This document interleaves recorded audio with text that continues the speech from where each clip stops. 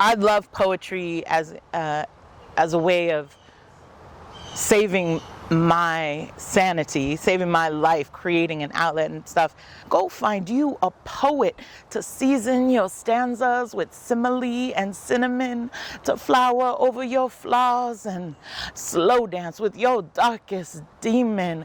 You see so much more. Your perspective is widened when you've always sort of been made to feel other. And I think when you're young, that's got a really bad connotation. Hey y'all, hey, and welcome. If you like what it is that you see, like, comment, and subscribe. You can follow Visionary Price, the amazing visionary behind all of this, and follow myself at Miss We Care. We got more content coming, guys.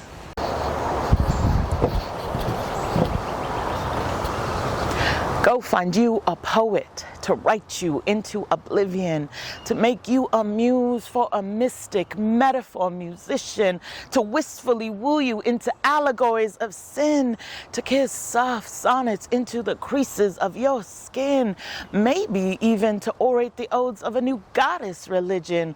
Go find you a poet to season your stanzas with simile and cinnamon, to flower over your flaws and slow dance with your darkest demon. Go find you a poet to memorialize your movements for all of memory, to speak the beginning of your legendary history, to mix magic into the meaning of your divinity, to beset your soul with seductive stories of destiny, to finger forever and edge eternity, luring you into the endless blissful abyss of poetry.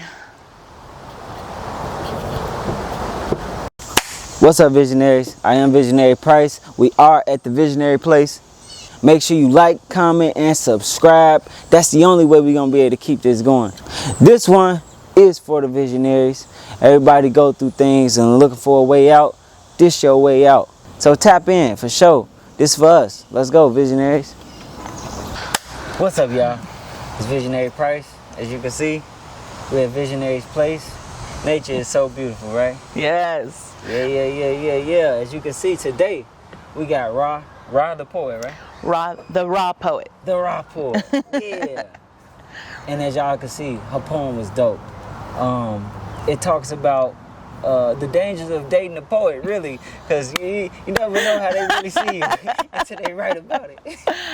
Hey, it's supposed to be the magic of dating. Can you introduce yourself? Yeah, I'm the raw poet. I'm out of Los Angeles, California. And I'm a Deadly Pen, and I'm part of also a Tesoro collection. And I've been poeting for a couple years now. Yeah, amazing. Sound like you got a lot going on, and I'm definitely interested in hearing that. Are you born and raised in California? I grew up in Northern California, and I now live in Southern California. So, what was your upbringing like? I'm very multiculturally diverse. Just sort of, kind of always being a fish out of my own water, but I like that now. I like that I'm always a little bit other, and so you're bridging a lot of gaps. You're understanding cultures in a different way because I've always been a little other. Mm-hmm. And I think being other is good because your perspective is different. And yeah. On top of that, you're a poet, right? And it definitely influences your writing and your just clarity of vision. You see so much more. Your perspective is widened when you've always sort of been made to feel other. And I think when you're young, that's got a really bad connotation.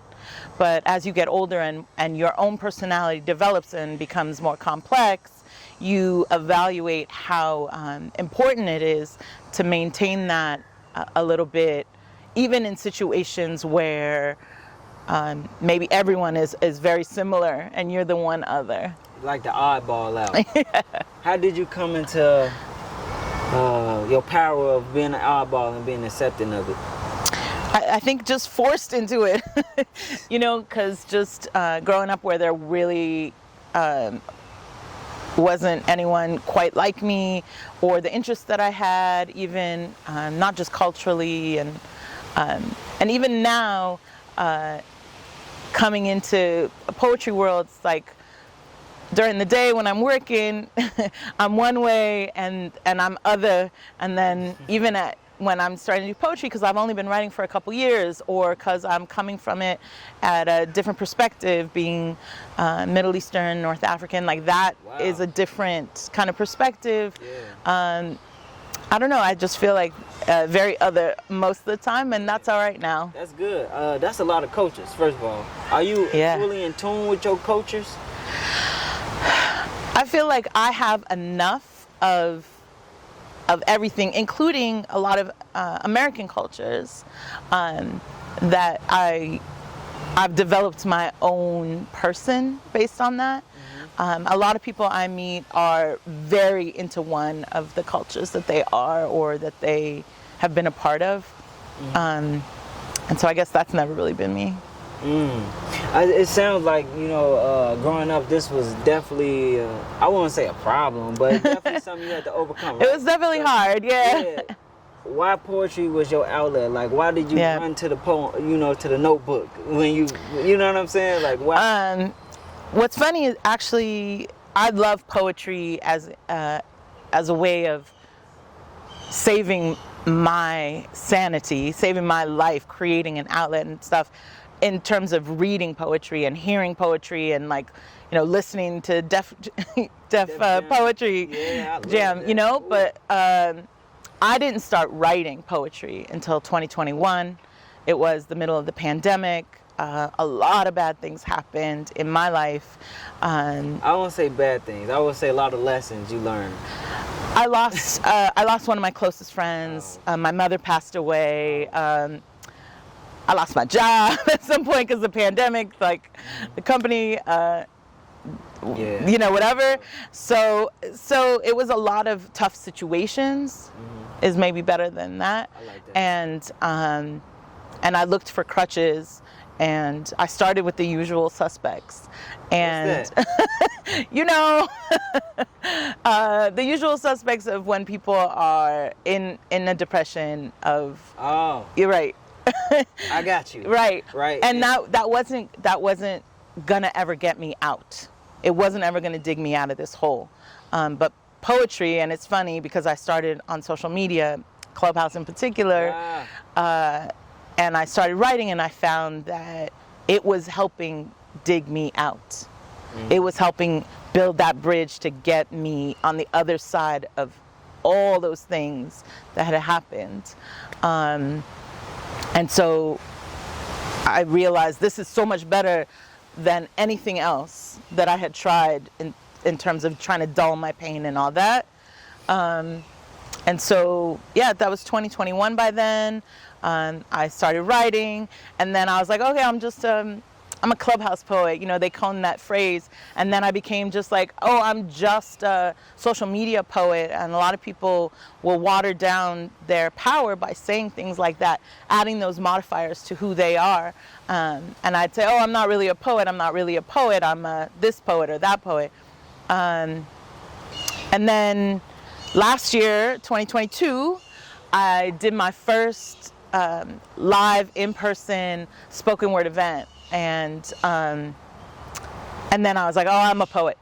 Fuck this.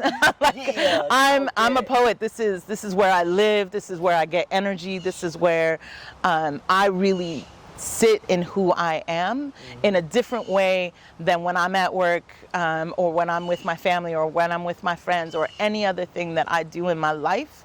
I'm a different part of me in that space than I am anywhere else. How do you feel like this space takes you? That's a good question. That's a really good question, because I'm not the usual. Yeah. But that's good though. You know, do you find other people that's unusual in this space? Yes, absolutely.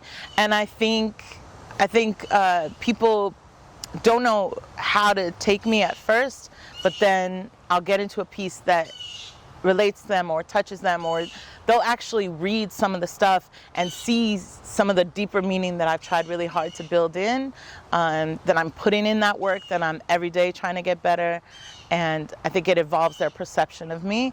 And I've felt nothing but a welcoming embrace, I feel like, from most of the poetry community that I've been in contact with. And that started out being very local in LA, and now traveling to different cities across the US. Like, that's dope. Yeah. And like performing on stages in different cities, I think that's crazy. I love that. Just like the smile it just gave you, so I know it's so happy. You feel me? Like, For real. Start off on the goddamn. Sorry, you start off on the app.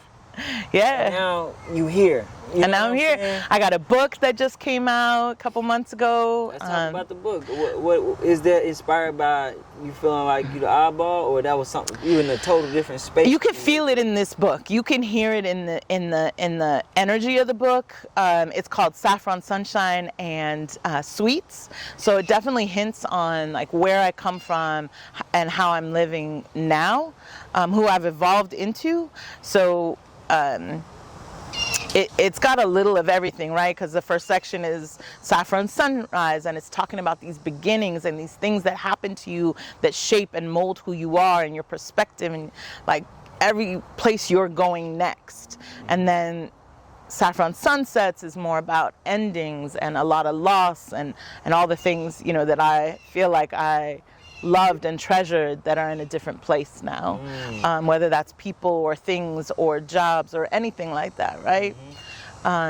So, and the last section is, of course, Saffron Sweets, where you're talking about all kinds of love, including love for my son, or like everything, love for my mom, and just people who've come through my life who might not even be in my life anymore, but changed me, touched me, grew me in a way that you can't ever really thank them for. Yeah, love is beautiful. Yeah. You feel me? Even when it's gone. Yeah, no. Still. All the sections of every book you just named, right? It's sections of life. It's pieces of life that you cannot change. It's gonna happen. Yes. Inevitable. I don't know how to say that word. Yeah. Say it. Inevitable. Yeah, like it's gonna happen to you as a person. So y'all go get them books. Oh yeah. How can I get it? You can find me on any social platform. I am RAH _poet. And yeah, you can get my book. Yeah. And real quick, let's break down the poem you spit today. Yes. About can you say? So it starts out talking about, hey, go find a poet that's gonna write you into oblivion and make you a muse for someone who truly can see you in a way that maybe you don't even see yourself, and can mix magic into the meaning of your divinity, like who you were meant to be more than who you even are. But I think that is the difference of loving a poet, which is definitely hard for a lot of other reasons, but some of the magic from how they see you and sharing with you how the way that they see you in this poetic way is truly special. So yeah, that's why I decided to share that one. I thought it'd be fun out here in the yeah, I appreciate that. I think dating a poet is scary. It's scary. The smallest thing, you could become this big poem. Oh yeah. I text you today, you didn't reply. It's a funny thing, but it's love though, you know. Yeah. That's why I got so much respect for poets. I'm a poet as well, for those that don't know. And I have so much respect. You feel me? Because I know the story is always real, and it comes from a real place. You feel me? So that's all I got to say about that. So I appreciate you. People can find you on IG, on TikTok. It's all RAH _poet. RAH _poet. You heard that? You need to come back to Houston so you can get you on Visionary's Place again. I would love that. I would love that. Thank you. Yeah, I think we got way more to talk about. We ain't even scratched the surface. You feel me? Hey, Visionary Price, we're at the Visionary Place. Nature is beautiful. I need y'all to tap in. Make sure you like, comment, and subscribe. Can you tell them to like, comment, and subscribe? Please like, comment, and subscribe, especially this video, so that he does have me back. You feel me? Tap in. Ugh.